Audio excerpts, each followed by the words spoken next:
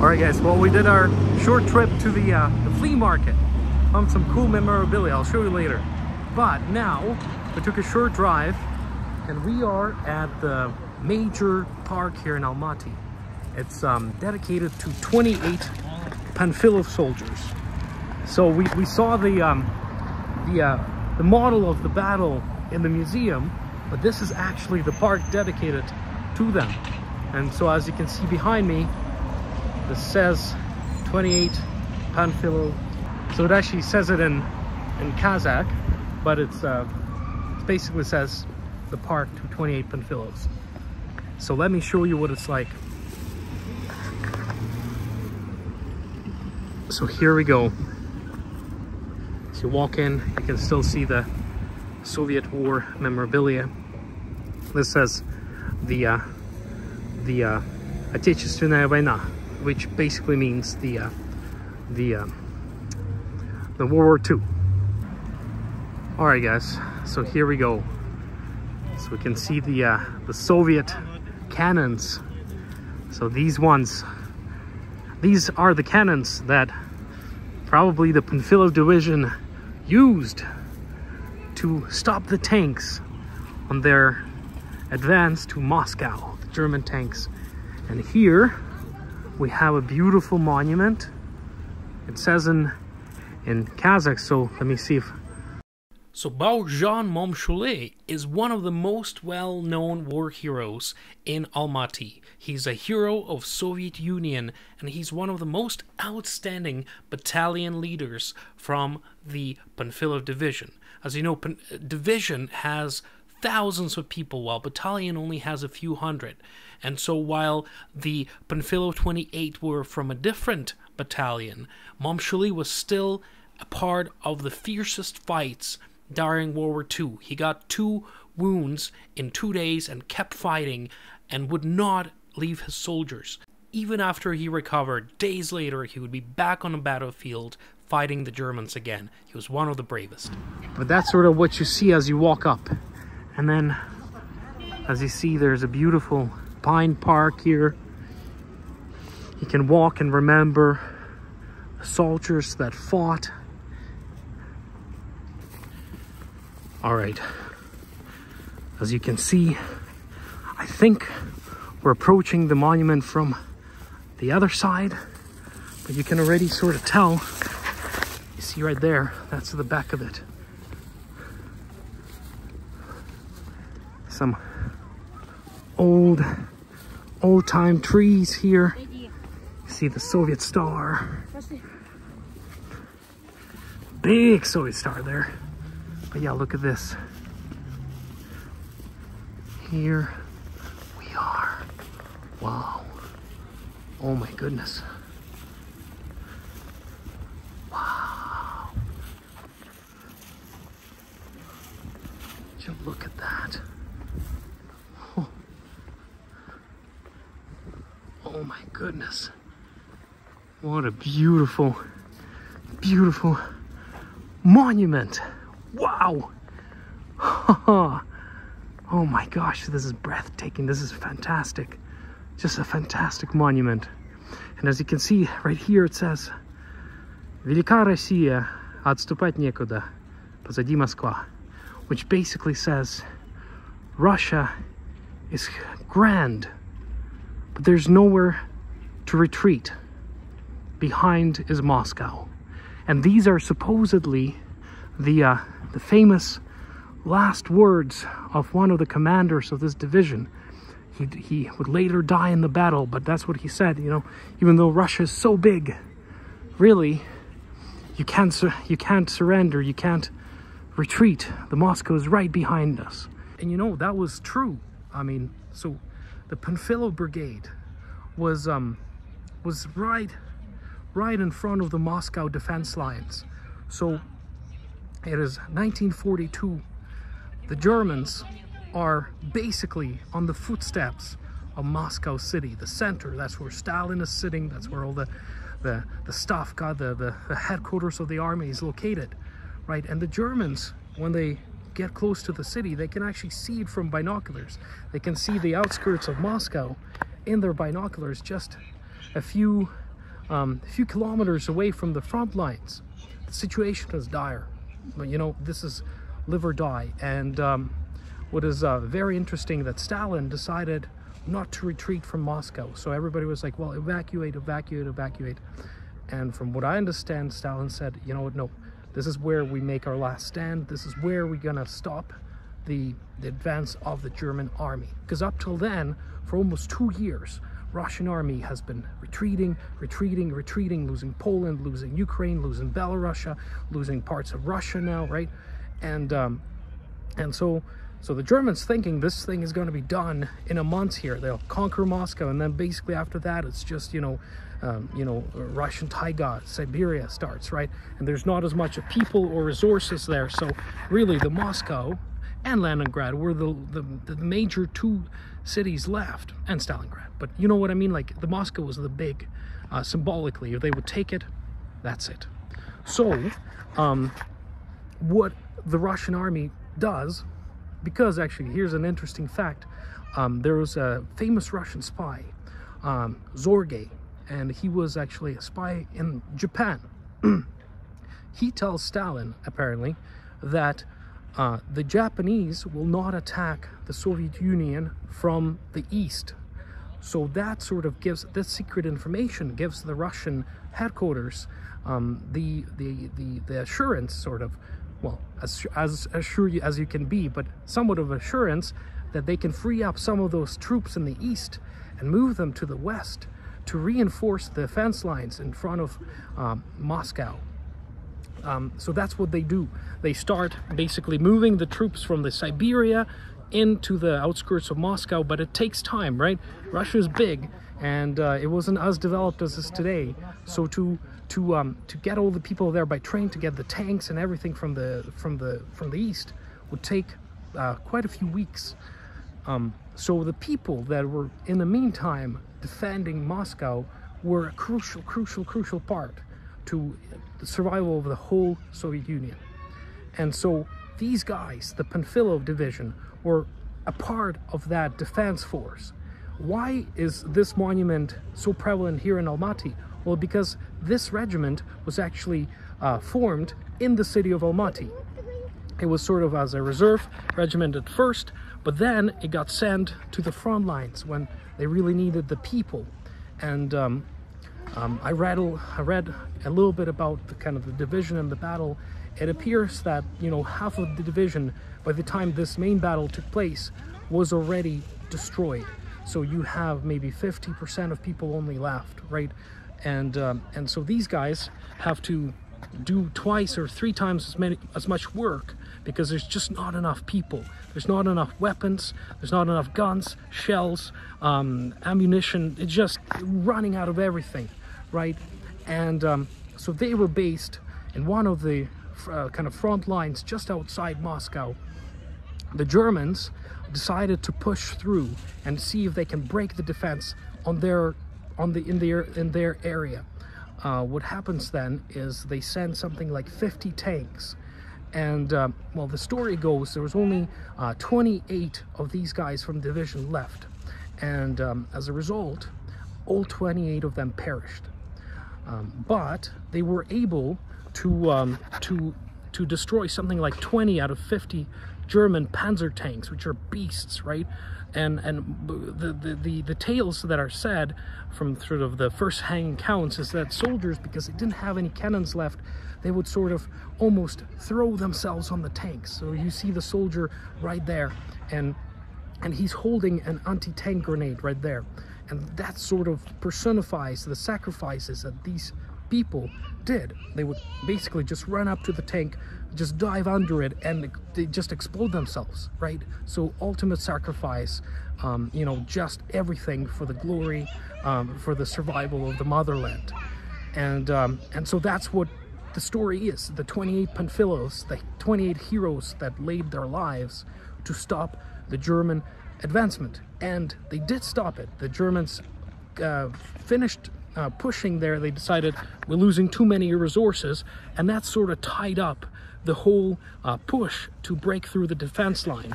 And this is not just a simple, like, this is not just a one-time thing. The whole front line was full of instances like this of heroism. So this is just one of thousands that sort of represents the heroic actions of the Russian, and not just Russian, but Soviet people, right? Because this was formed in Almaty, so there's people that were ethnically Russians, there are people that were ethnically Kazakh, there's people that were ethnically perhaps Ukrainian or Belarusian, right? Because at that point, Almaty had a lot of immigrants, right? It was people from all over USSR living there. So this multicultural, really, group of people, they were all sacrificing themselves to save the motherland. And so they succeeded in stopping the Germans. The Germans paused, and that sort of happened all along the front line. And as a result, the general attack on Moscow stalled. And that, as I said in the beginning, gave the time to the troops from Siberia to get here and reinforce the very well needed lines. And then after that, you know the story. The Russians started winning. They started pushing Germans back basically just from the brink of Moscow city. And they pushed them and pushed them and pushed them. And that, in the nutshell, starts the demise of the Nazi Germany, right? This is where it all went south. Like, they couldn't take Moscow, and they started surrendering. Then Stalingrad happened, right? And then it never stopped after that. But that was a focal point. If the Russians lost, if the Soviets lost that battle, the Moscow would have fallen. It is only because of the actions of soldiers like these that it didn't. Now, there's actually a lot of debate about, how factual is the heroic act was. There's some historians that then did research and actually found out that the 3 out of 28 people that were supposedly died, one of the 28 Panfilovs, actually survived the war. And they did. They actually, they ended up surviving the war. So, and then they looked into other facts, and there's some irregularities was what actually happened, and was like minuscule details of the battle. But that, I think, that doesn't matter whatsoever. The thing is, it is a representation of basically what happened on any division at that time on that front line, right? If some of the facts got kind of missed or were misinterpreted, it doesn't change the thing that the Russians fought bravely, the Soviets fought bravely. They defeated the attack, and they started making Germans retreat. And why? Because they sacrificed thousands upon thousands upon thousands of lives in the process. So that is undebatable.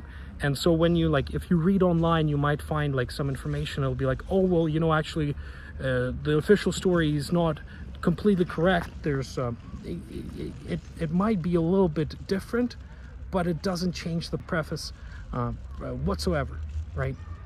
These soldiers could be any other soldiers on that front line. It doesn't have to be just from Panfilov divisions. There's hundreds of other divisions fighting and doing the same heroic acts, same self-sacrificial things. So I just want to point it out, because somebody will say in comments, well, actually, this is not how it completely happened, and 3 of them were alive. Yeah, but who cares, right? It's the premise that is important, and the premise is real, and that's what happened was real. But the details might sometimes be skewed. Anyway, so I just want to give you a better look on the monument, because it's so magnificent. It's done in such a classic war Soviet style architecture, So you see the faces are very kind of chiseled, very strong faces, and as you can see, there's sort of Mongoloid faces right there, and then there's some more Slavic facial features, and that's really sums up the struggle that these people had against the Nazi Germany. It was not just one nation, so it was really a combination of many nationalities. The Soviet Union, some say, became so strong after World War II because the war sort of binded all these different nationalities with a common victory, common struggle, right? And you can see it right here. But let's keep walking. This is quite Look at this. Look how beautiful this is. It's a setting sun. And you can see the Soviet star there on the main building. Wow, like it's so interesting. Here you can see it says "Вечная слава павшим, смертью храбрых в борьбе за свободу и независимость Родины." Basically translates to eternal memory, eternal honor to the fallen brave soldier who died in the battle for the freedom and independence of their motherland. So quite a strong line. And then here, as I understand, you can see the names of all 28 Panfilov soldiers. And here we have the Kazakh version. I'm pretty sure it says the same thing, but I'm not sure. I am not sure. Here's the, I think the resting place of more World War II veterans. So this one is dedicated to people that helped install the Soviet power here in Seven River region. By the way, this is what sort of is called the Seven River region, is sort of around here in Almaty. If you research it, it's a very ancient place that a lot of great civilization started. But I wanted to show you guys something very, very important. So this is the eternal flame. It was very, very iconic to the to World War II Soviet Union monuments. It never goes out. It basically represents the everlasting memory and honor of these soldiers, of millions of soldiers that laid their life to defend the world and the Soviet Union from the Nazi Germany. It is so great to see the eternal flame still lit. You know, I traveled some parts of Eastern Europe, and it sort of becomes a hot topic. Sometimes, you know, they turn it off just to make a point. But really, I don't understand how you can do that when it's your grandparents and grandparents that fought. How can you not remember them? I understand some people don't like Soviet Union for good reasons, but you know, this is a memory of your ancestors. You have to honor it, because it was a very, very heroic thing. As you can see, people lay flowers here. Sometimes you'll just see it showered with that. But oh, and look at this. So here's another monument, 1941 to 1945. Of course, the World War II years.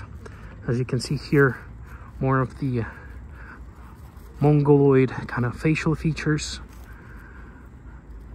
Here's soldier trumpeting his brothers to come with him, and perhaps these are the fallen ones, right?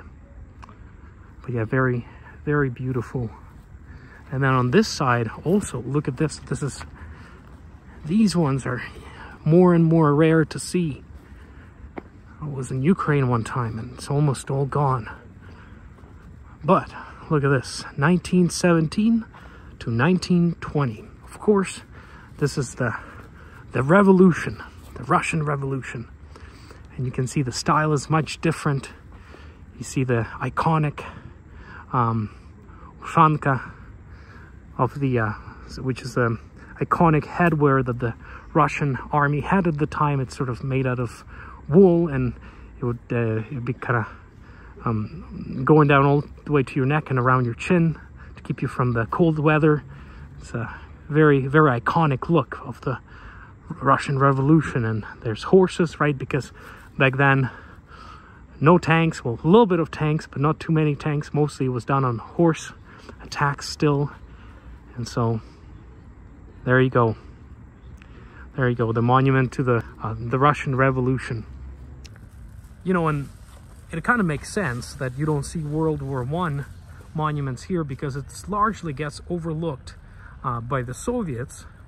You know, that's the whole reason they came to power, right? They kind of played on the anger of people towards the Tsar for starting the war, starting the war, not starting it, but joining the World War I on the Entente side. And you know, a lot of Russians died. It was a bloody war, and so Soviets came to power because they promised people peace and bread, and that's exactly what they sort of gave them at first, because they said, we surrender to Germany, and Brest-Litovsk agreement was signed, and as a result, you know, Russian Empire lost so much of its territory, like Ukraine and Poland and all those west regions. So, but that's the price that Soviets paid for the peace, quick peace with Germany during World War I. So, you know, when you talk about World War I, it's not really like Soviets didn't see it as their war. It was a war that they sort of wanted to stop. That's how they came to power. And so you barely see any monuments. It's sort of associated with more of a Tsarist regime. So unfortunately, the heroes of World War I are largely overlooked when you look for the monuments, because even if there were any, they would be sort of taken down by the Soviet regime quite quickly. So, and here, I just wanted to show you, it says, here lies the holy earth, so actual earth of hero cities that is soaked with the blood of the brotherly nations during the World War II. And so you can see here's Moscow, Leningrad, of course. You can see Kiev, Minsk, Volgograd, Smolensk, and Murmansk. So these were the hero cities, the cities that, you know, the Soviet government deemed to be the most heroic in its stance against the Nazi Germany. They got that title for different reasons. Some because they were never conquered, like Moscow and Leningrad. Germans were never able to penetrate any of those defenses. Leningrad was in the siege for 3 years, and even then Germans never made it into the city. Millions of people died just from starvations, but it was never conquered. And same with Kiev and Minsk. Well, not same, but Kiev and Minsk were surrendered, but because they fought so bravely, they're considered the hero cities, right? And so it's a very important title. And this is this kind of shows you the connection that all the different nations had in the World War II, and how close they held each other and respected each other. So so there's that. Very interesting, very interesting. And so inside of these boxes is supposedly the actual ground from these cities, representing the unity of the Soviet Union in World War II struggle. So one more thing I wanted to mention is, usually when you go to these monuments, you'll see a mix. Sometimes we'll say World War II, but sometimes it will say basically, well, in Russian it would say Отечественная война. In English it sort of translates to the Great Patriotic War, but it's not really quite the definition, because it's more like a Great Motherland War, like a Great Domestic War. So what it means is that war for Soviet Union was much different than maybe even for some of the Allies, because basically you didn't have a chance not to go, right? It wasn't a conscription sort of thing. It was you have to go. Literally everybody, every male in every family was probably conscripted into this war. So it became a national war. It became a national war that is deeply ingrained with with everybody. And that's why it's not just called World War II, but it's called sort of the, well, I would translate it into a national war, you know, not like revolution in the way, national, not in the way of revolution, but like everybody fought. And in fact, you know, I think something like 10 million Russian soldiers died in World War II, but the count of people from Soviet Union that perished altogether is close to something like 27 million people. So sort of the civilian casualties almost outweighed the military casualties. So you can just understand how personal this war was to everybody, not just the soldiers, but to the families everywhere in Soviet Union. So something to reflect. All right, guys, and one of the last monuments that we're going to see in this park is actually a more modern monument. So this is dedicated to Kazakh people that fell in the battle during the Afghan War and surrounding countries. It says, and surrounding countries, I'm not sure which ones, but mainly it's probably the Afghanistan. So you can see here the veterans, well, not the veterans, but you know, the soldiers that fought as part of Soviet Union in the Afghan War, which was quite a messy war, really. It lasted way longer than anybody expected. It didn't come to a conclusion that Soviets wanted to. Oh, and here's the names of the Kazakh warriors. And as you look at it, although the monument sort of looks like fully Kazakh and Mongolic kind of thing, in the names, of course, you will see the mix, right? So you see Tipenko. By the way, when you look at these last names, little tip, if you see a Ko, like K-O in the end, that is probably a Ukrainian descent person. So just kind of easy to distinguish that when you look at these monuments. So as you can see, there's Russians and Ukrainians, like Golovenko, probably Ukrainian. Davidov, probably Russian. Jan Pesov, that's probably Kazakh, right? So there you go. There's Kachalko, Kobzar, that's, yeah, so a bunch of Ukrainians actually here, but everybody, right? So it's a mix of different nations fighting. So because you got to remember, a lot of immigration happened in Kazakhstan during those days. So there you go. We got to pay our respects. Pay our respects to the soldiers. Here's the what appears to be AK-47 and the Russian helmet, the Soviet Russian helmet. Well, there we guys go. We're saying our farewell to this beautiful Panfilov 28 commemoration park. But really, like I said, it is not just about them. It's about millions of other soldiers, not just in defense of Moscow, not just from Kazakhstan, and not just from Russia or Ukraine. It is all the different nationalities that fought and sacrificed their lives for the victory. This is for them. The eternal flame that you see behind me is for them. And we have to pay our respects and remember them. Thank you. And as we walk out, you can see this beautiful, huge Soviet kind of design. As you see, there's a star there. There's some hammer and sickles. And I'm not sure what, I guess some rifles. And then on the very top, I wonder what that is. It's some kind of like a trident. Not sure what that's about. Maybe that's a newer edition.